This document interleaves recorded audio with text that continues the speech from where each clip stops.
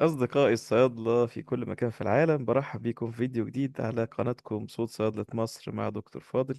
بفكركم بباكج الهجرة الشامل اللي احنا النهاردة هنشرح فيه المحاضرة رقم 4 I think من الاختبار أو الكورس التحضيري لاختبار ال PTE Academic المهم جدا جدا للهجرة.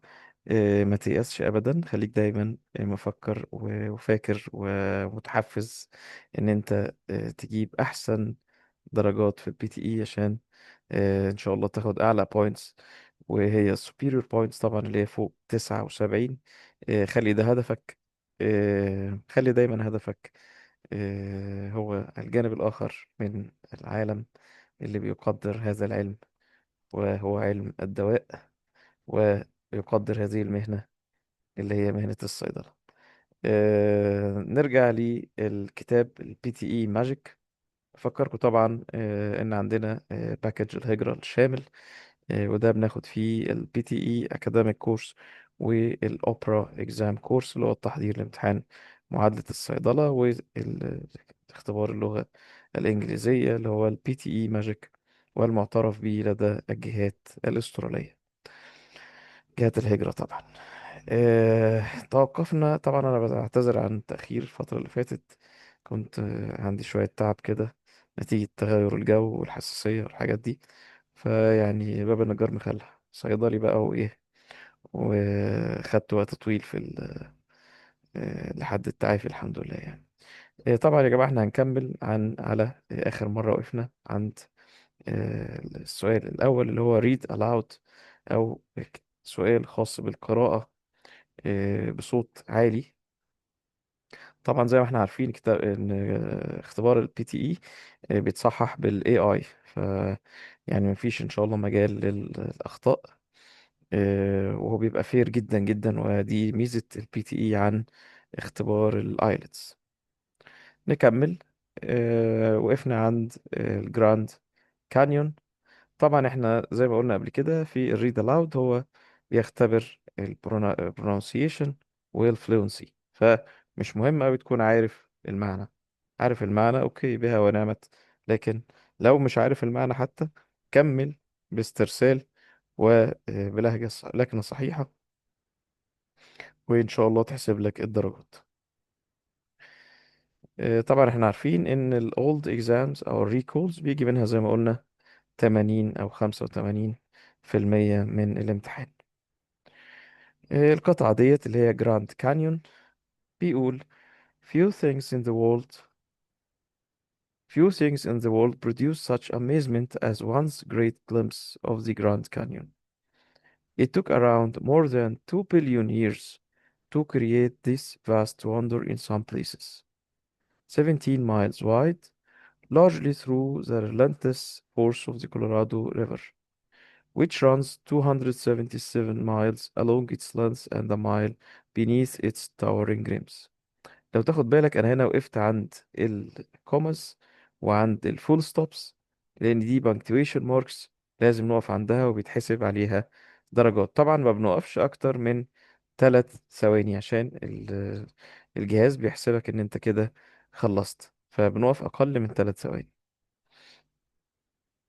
طبعا هنا بيتكلم عن ظاهرة في الولايات المتحدة الأمريكية. بيقول منذ النظرة الأولى أو اللمحة الأولى الجراند كانيون ده بيشد الانتباه. بيقول ان هو خد 2 مليار سنة عشان يتكون، وان هو اتساعه بقى مديلك الدايمنشنز بتاعته، وان كولورادو ريفر بيعدي فيه، و ان طوله او عفوا عمقه ميل كامل.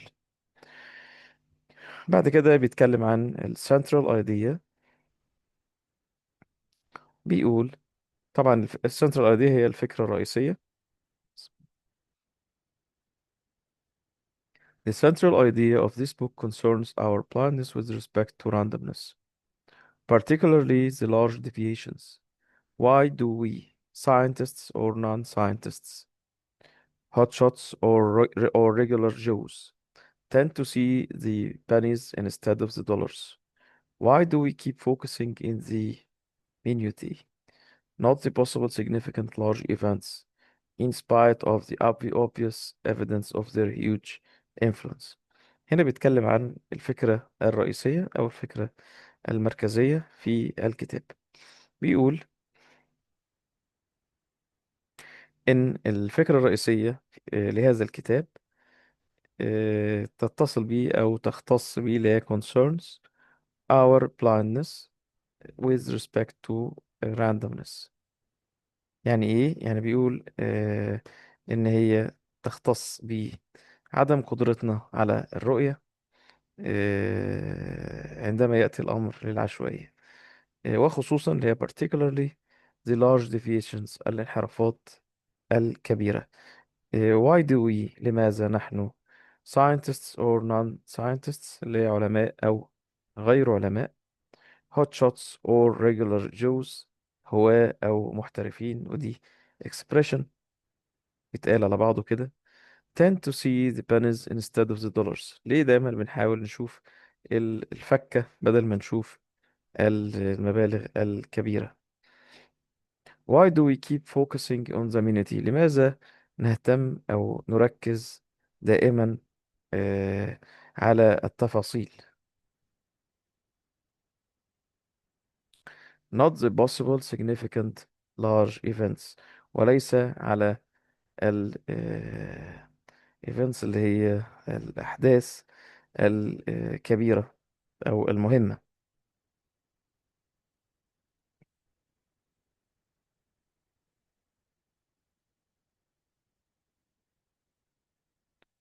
in spite of the obvious evidence of their huge influence، مع وضوح الدليل على تأثيرهم الكبير.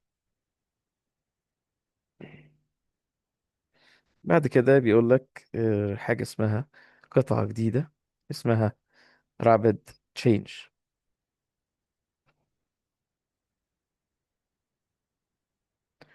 rapid change يعني التغير السريع. بيقول an environment of rapid change, technological innovations and increasing business competitiveness has highlighted the growing importance of management development. In particular, the general movement towards great employee involvement and making things happen through people has emphasized an integrating rather than a controlling style of management. هنا بيتكلم عن التغير السريع. بيقول إن التغير السريع في البيئة والاختراعات التكنولوجية وزيادة تنافسية الأعمال لفت النظر أو أشار إلى الزيادة المضطردة في أهمية آه، تطوير الإدارة اللي هي مانجمنت. طبعا هنا يا جماعة مانج مش مانج، ها، عشان في ناس تقول مانجمنت، لا دي غلط، مانجمنت لازم بتبقى في دي كده غير مكتوبة. development in particular وتحديدا the general movement الحركة العامة تجاه towards great employee involvement، يعني مشاركة أكبر للعاملين and making things happen، وإن هم يصنعوا الأشياء through people خلال الأشخاص أو الموظفين يعني has emphasized يعني أكد على an integrating تكاملي rather than a controlling اللي هو تحكم أو ستايل تحكمي أو أسلوب عمل في تحكم من قبل الإدارة. نتكلم بعد كده عن brain efficiency. brain efficiency يعني كفاءة، وبرين طبعا يعني مخ، يبقى كفاءة المخ. بيقول efficiency is not your friend، ليست صديقتك. when it comes to cognitive growth، لما تيجي نتكلم عن النمو العقلي أو المعرفي، فالكفاءة ليست في صفك. In order to keep our brains making new connections and keep them active, you need to keep moving on to another challenging activity as soon as you reach the point of mastery in one you were engaging in. طيب احنا هنا، انا هنا وانا بقرا دلوقتي قلت in one you were engaging، انا هنا ما قلتش ذا، وقعت مني في الكلام ما شفتهاش. طيب هل انا في الامتحان لما يحصل لي حاجة زي كده اعطل واتلجلج وابدأ من الاول؟ لا، بنكمل عادي جدا كأنك ما سقطتش أي كلمة. ودي يا جماعة من مهارات الامتحان أو السكيلز بتاعة الامتحان اللي بتساعدك إن أنت تجيب أعلى سكور إن شاء الله. طبعا new connections اللي هي علاقات جديدة، and keep them active، تصبح أو تظل نشطة. و you need to keep moving on، يعني تنتقل إلى another challenging activity، إلى نشاط فيه تحدي. as soon as you reach the point of mastery، كل ما توصل ل إتقان the one you were engaging in. ودي يا جماعة الفكرة دي حقيقة جدا يعني، وأنا حقيقة لمستها كتير. كنت دايما لما أوصل لدرجة إن أنا مش حاسس إن في تطور من الشغل اللي بعمله، لازم أشوف شغل تاني، لازم أشوف شغل تاني. ففكرة، ودي فكرة الإميجريشن على فكرة، يعني سبحان الله دي حاجة في الكون. الهجرة دي موجودة في كل المخلوقات، تلاقيها كلها بتهاجر. وفي أبيات جميلة جدا تنسب الإمام الشافعي، بيقول: هاجر ففي الأسفار سبع فوائد. وذكر منها بيت شعر برضو جميل، بيقول: ألم ترى أن ركود الماء يفسده، وركود الماء يفسده. وبرضو فيها ليها تكملة، هبقى أجيبها لكم إن شاء الله، أنزلها لكم برضو على الصفحة. وبيقول: والأسد لولا فراق الغاب ما افترست، والسيف والرمح لولا والسهم لولا فراق القوس لم يصبي. يعني لولا ان السهم بيسيب القوس ما كانش هيصيب الهدف. ففكر دايما في الاميجريشن بالطريقة دي، ان انت بتروح تعمل لنفسك تطور، تعمل لنفسك امكانيات مادية، تعمل لنفسك جنسية، وبعدين ترجع لدول الاسلام والمسلمين، مفيش اي مشكلة. لكن بهذه عوامل القوة اللي تفيدك إن شاء الله. بعد كده عندنا فوتو رياليستيك ايمجز. رياليستيك طبعا يعني واقعي، وفوتو يعني ضوئي، فهنا بيتكلم عن الصور الضوئية الواقعية. بيقول: using artificial intelligence researchers can create photorealistic images from three-dimensional scenery, paving the way for better driving simulators and better testing of driverless cars. هنا بيتكلم طبعا عن، هنا لو تاخد بالك قلت stimulators، وهي simulators برضو ما بنقفش عندها، ما بترجعش وتصلح الكلمة تاني، كمل زي ما انت. ودي الفلونسي اللي الاي اي بي بي بيحاسبك عليها. using artificial intelligence هنا بنستخدم الذكاء الاصطناعي. researchers العلماء can create يقدروا يخترعوا او يخلقوا يعني photorealistic images، النوع ده من الصور، من 3 dimensional scenery، من أي منظر ثلاثي الأبعاد. paving the way ده expression على بعضه معناه يمهد الطريق، أو يعتبر في الطليعة for better driving simulators. driving simulators اللي هي محاكاة القيادة، and better testing of driverless cars، و اختبارات أفضل للسيارة بدون سائق. أنا شفت فيديو لسيارة بدون سائق، واحدة ركنتها، راحت العربية ركنت وبعدين طلعت مع نفسها ومشيت. يبقوا اتفرجوا عليه على الفيسبوك، فيديو مضحك جدا يعني. فبيقولوا دي آخرة التكنولوجي وبتاع. طيب بعد كده بيتكلم عن elephant، بيقول: the elephant is the largest living land mammal. During evolution, its skeleton has greatly altered from the usual mammal, designed for two main reasons. One is to cope with the great weight of huge grinding cheek teeth and elongated tusk, making the skull particularly massive. The other is to support the enormous bulk of such a huge body. طبعا هنا بيتكلم عن حيوان الفيل، بيقول ان هو largest living land mammal، اكبر ثدييات، انواع الثدييات الحية.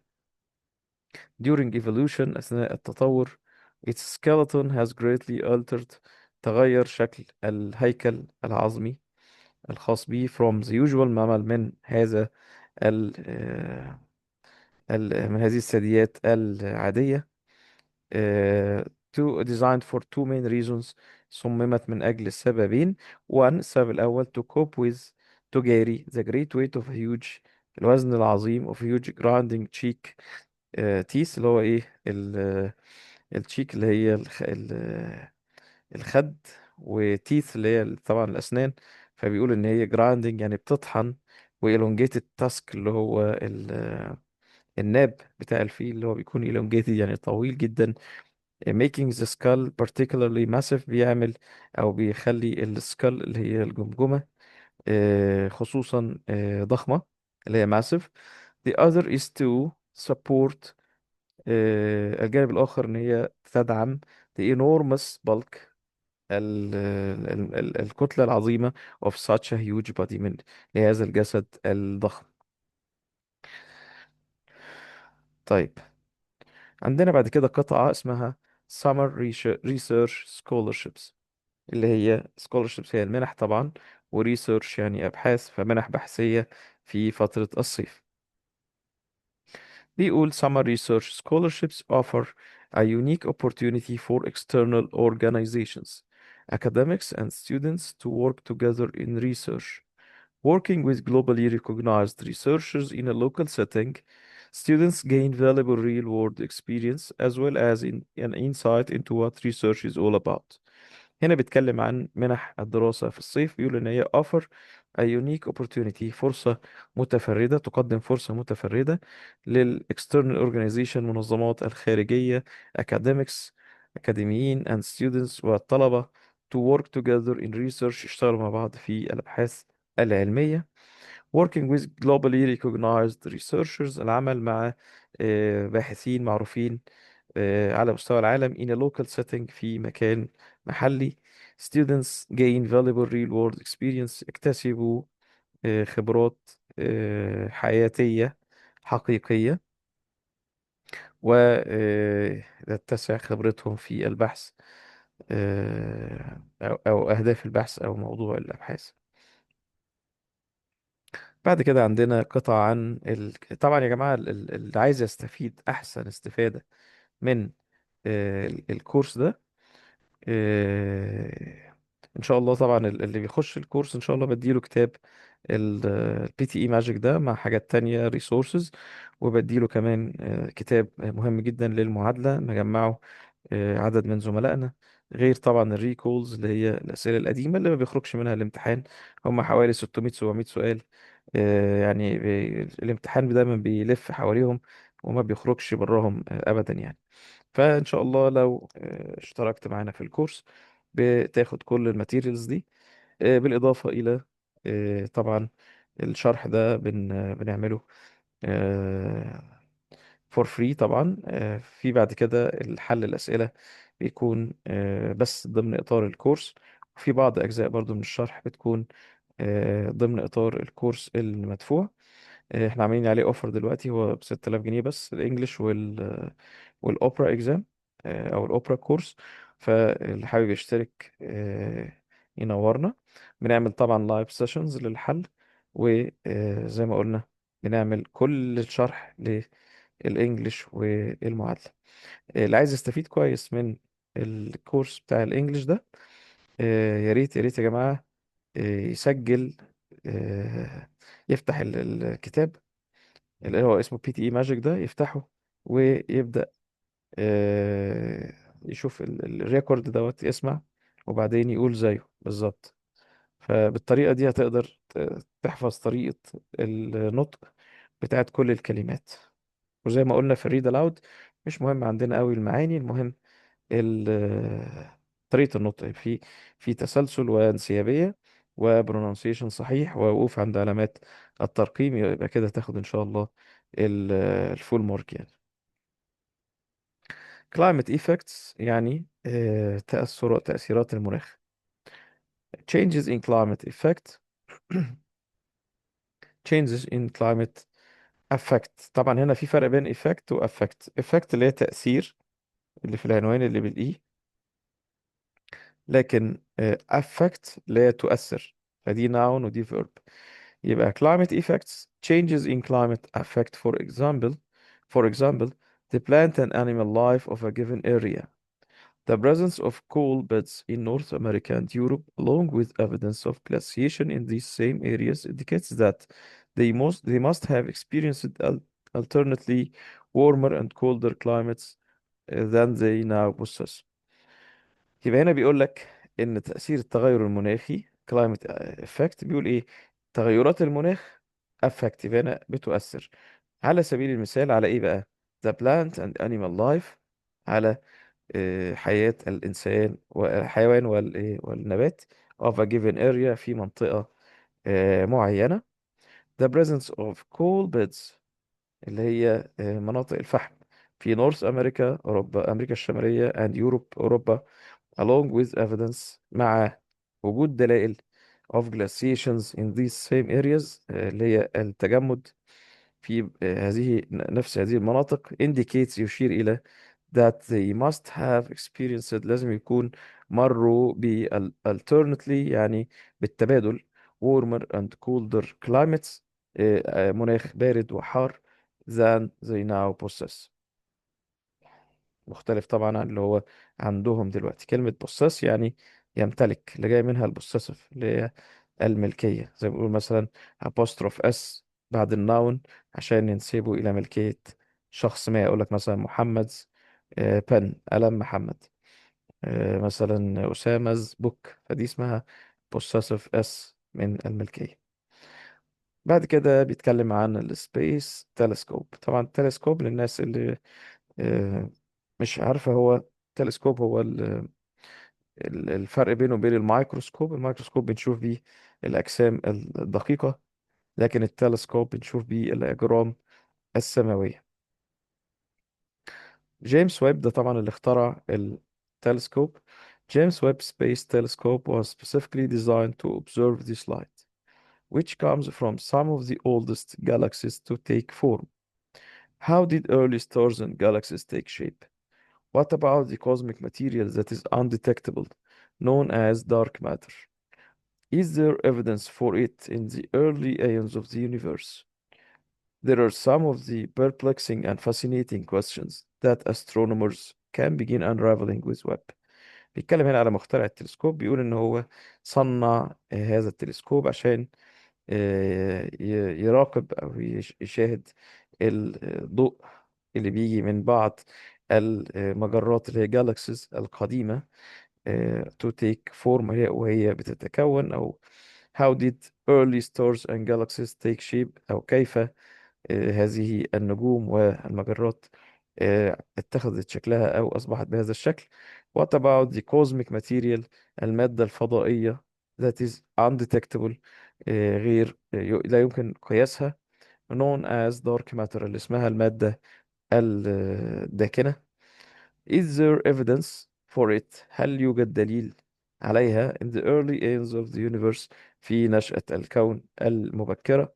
There are some of the perplexing and fascinating questions، هناك أسئلة كثيرة ومتعددة و مدهشة that astronomers can begin unraveling with Webb، اكتشفها أو أجاب عليها رواد الفضاء بهذا التلسكوب.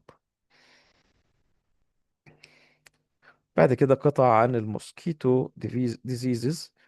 طبعا الحاجات دي بتبقى هدية للأطباء والصيادلة. هو على فكرة عايز أقول لك على حاجة، في بداية الاختبار البي تي اي بيعمل لك زي يقول لك ايه، عرف نفسك. فطبعا انت في ناس بتسكيب النقطة دي، يقول لك مش مهم. لا، هي مهمة لأن هو بيبني عليها بعض الأسئلة. يعني أنا مثلا لما كنت في بداية الامتحان عرفت نفسي إن أنا معايا بورد في الكلينيكال نيوتريشن، فجاب لي قطعة عن النيوتريشن. فدي حاجة ممكن تساعدك، افتكرتها دلوقتي لما جت الموسكيتو ديسيزز يعني. To prevent mosquito transmitted diseases, approaches based on genetic control of insect populations are being developed. However, many of these strategies are based on highly invasive, self-propagating transgenes that can rapidly spread the trait into other populations of mosquitoes. بيقول لك هنا عشان نمنع انتقال الأمراض التي تنتقل عن طريق البعوض. approaches اللي هي ايه، اكتشافات علمية أو اتجاهات علمية based on genetic control، التي تعتمد على التحكم الجيني of insect populations لمجتمعات الحشرات are being developed. بيتم تطويرها.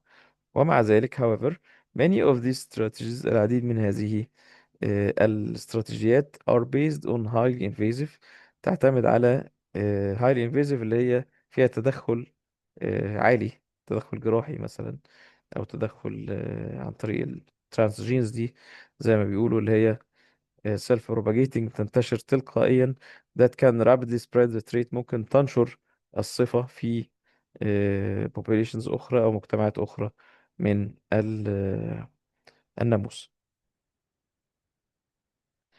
بعد كده بيتكلم عن المارين بيولوجيست. مارين بيولوجيست اللي هو عالم أو باحث الأحياء البحرية. مارين يعني بحري. The speaker is a marine biologist who became interested in the strand lobbers, an ancient people who lived in the coastline because of their connection to the sea.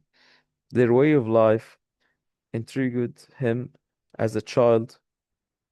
He had spent a lot of time by the sea, exploring and collecting things, so he began to study them and discovered some interesting information about their way of life, how they hunted, what tools they used, and so on. هنا بيتكلم طبعا على marine biologist. ظهر اهتمامه أو بدأ اهتمامه من وهو صغير بالبحار. طبعا بيتكلم هنا عن ناس قديمة كانت موجودة على خط الساحل ومرتبطين بالبحر، وحياته شدتهم. حياتهم شدته كطفل. كان بيقضي كثير من الوقت بيه على شاطئ البحر، يكتشف أو يستكشف ويجمع الأشياء، وبعدين بدأ يدرسهم، وبعدين اكتشف حاجات، معلومات شيقة جدا عن أسلوب حياتهم، إزاي كانوا بيصطادوا، استخدموا أي أدوات، وهكذا. بعد كده عندنا ال earthquake اللي هو الزلزال.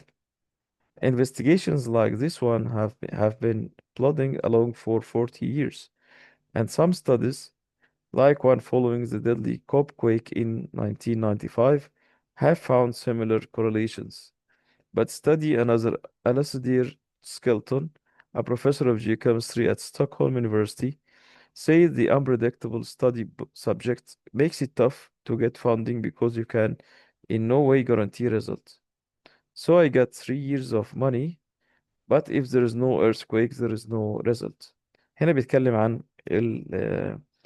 البحث العلمي في الزلازل. بيقول إن هي الأبحاث مثل هذا البحث مستمرة من 40 سنة، وبعض هذه الأبحاث مثل التي أعقبت آه، الكوب كويك ده، يعني زلزال حصل سنة 1995، have found similar correlations، وجدت بيسموها ايه، ارتباطات مماثلة.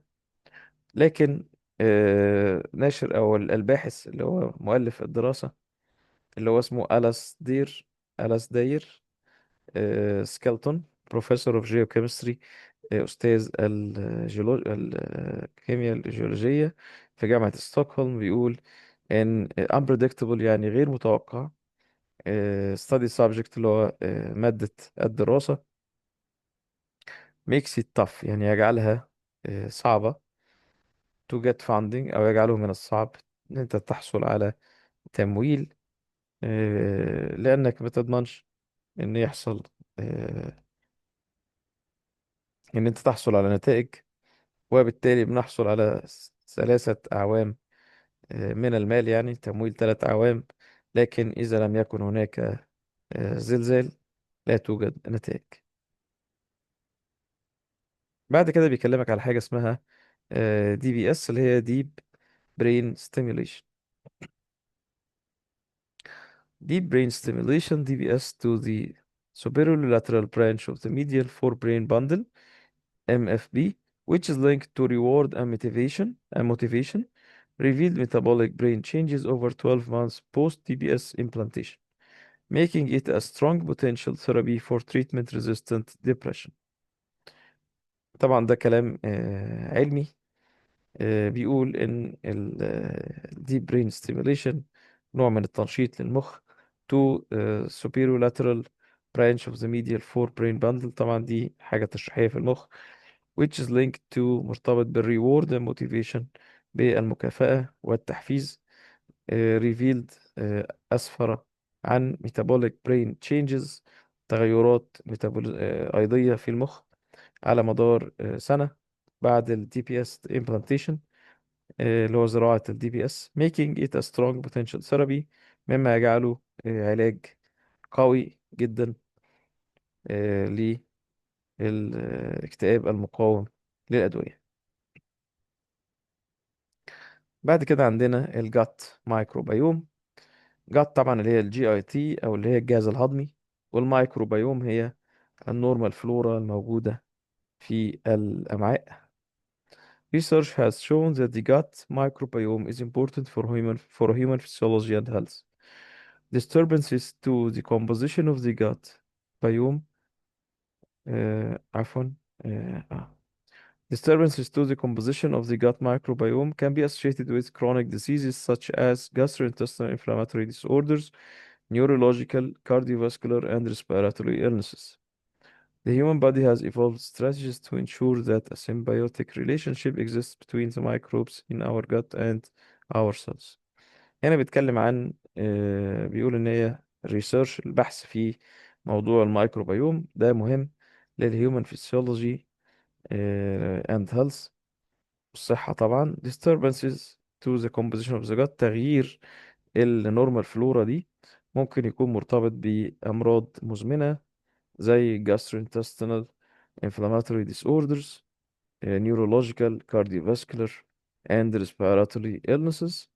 بيقول human body has evolved strategies to ensure that a symbiotic relationship اللي هي علاقة يستفيد فيها الطرفين exists between microbes in our gut and our cells. بعد كده بيتكلم عن ال dyes and pigments اللي هي الصبغات والألوان. The dyes and pigments available in any particular period in which a specific color photographic process was invented, manufactured, and used have profound effects on the quality of color that defines most of the style and particular history period.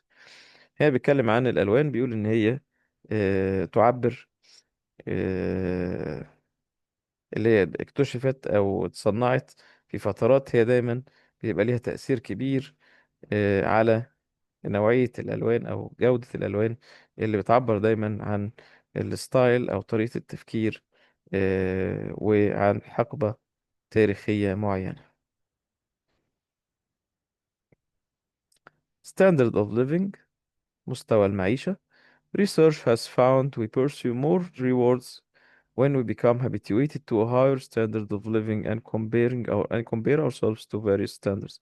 بيقول هنا إن الريسيرش اللي هو الأبحاث وجدت إن مطاردة يعني pursue أو الطلب العديد من أو أكثر من المطلوب من الريوردز اللي هي المكافآت عندما نصبح متعودين أو معتادين habituated to a higher standard of living على مستوى معيشة أعلى، ونقارن أنفسنا بعدة أو بالعديد من المعايير.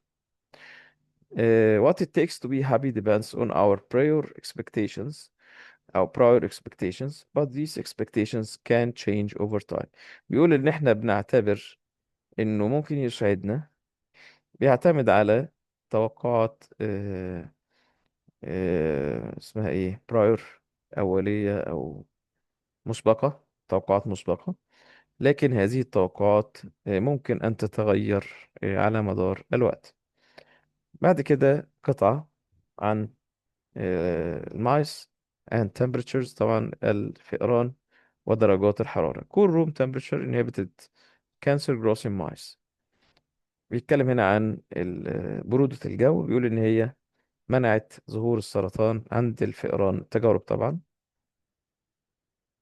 Mice acclimatized to temperatures of 4 degrees Celsius had significantly slower tumor growth and lived nearly twice as long compared with mice in rooms of 30 degrees Celsius because they were burning more brown fat. هنا بيقول لك إن درجات الحرارة الباردة دي قللت نمو الأورام عند الفئران، وبالتالي الفئران دي عاشت ضعف اللي عاشت في درجة حرارة 30، عشان طبعا اللي كانت عايشة في درجة حرارة باردة كانت بتحرق دهون بنية أكتر. دي حاجة صحية. ودي على فكرة اللي جاي منها فكرة الكرايوثيرابي يا جماعة. لو حد اشتغل في عيادات تجميل أو يعرف الموضوع ده، اللي هي التبريد بالتخسيس بالتبريد. immune vigilance. vigilance طبعا يعني يقظة. The problem is that increased immune vigilance has a side effect. بيقول لك إن زيادة في اليقظة أو زيادة التنبه للمناعة ليها مشكلة أو ليها عرض جانبي. allergies اللي هي الحساسية. Our speculations is that this is some kind of a trade-off. In the past, you need to resist some kind of pathogen. يعني بيقولك هنا أنت بتبدل شيء بشيء.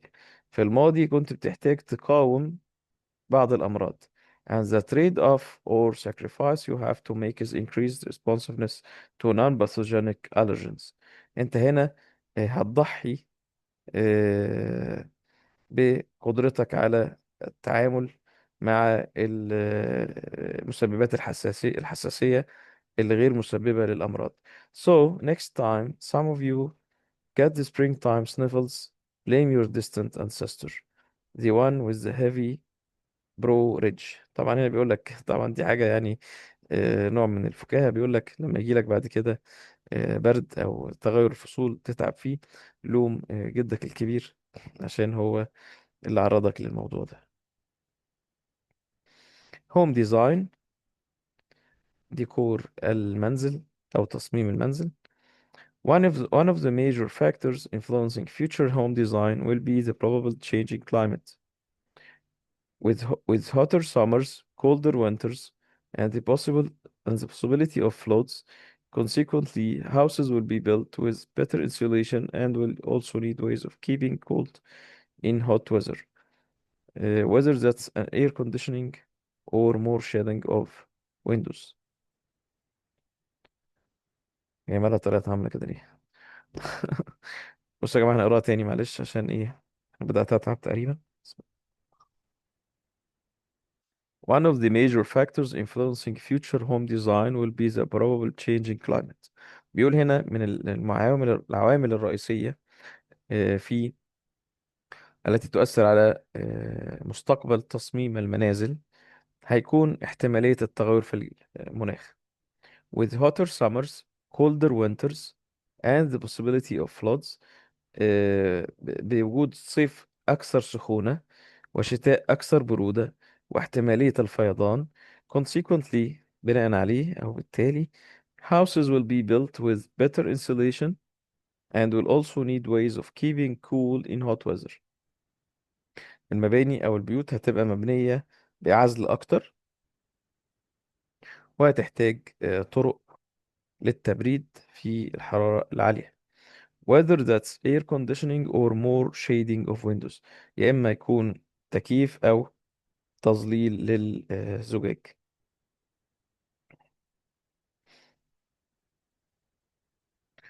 بعد كده عندنا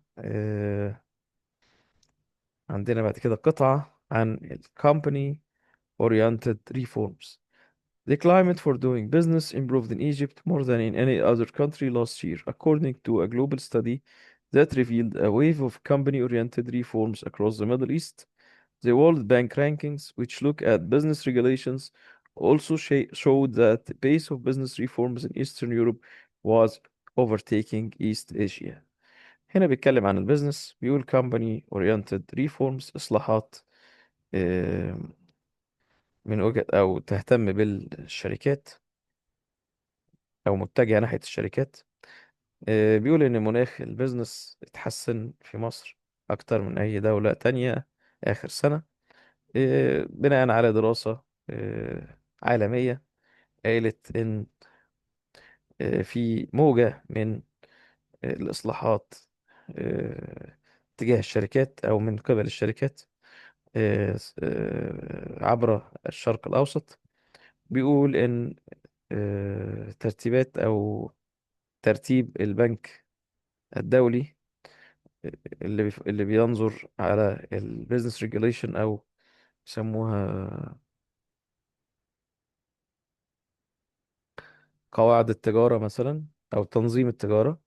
also showed أظهر that the pace of business reforms، إن الريتم بتاع الإصلاحات الاقتصادية أو الإصلاحات في الأعمال في شرق أوروبا in Eastern Europe was overtaking East Asia، كان أكتر من شرق آسيا.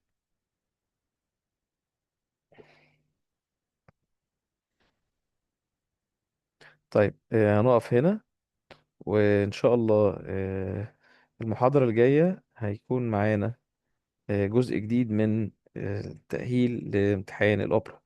يعني طبعا انتوا عارفين احنا محاضرة انجليش ومحاضرة صيدلة، فبتمنى لكم التوفيق، وإن شاء الله يعني يسعدني دايما ويشرفني إن انتوا تتابعوني، وأرجو تشتركوا في القناة، واللي حابب يشترك في باكج الهجرة الشامل للصيادلة اللي أنا قلت لكم عليها، يكون شامل طبعا الإنجليش والبي تي إي، بي تي أكاديميك كلغة، وهيكون شامل إن شاء الله التأهيل لامتحان الأوبرا إكزام، وما بيخرجش منه الاختبار، سواء ده أو ده إن شاء الله بنسبة 80 ل90%.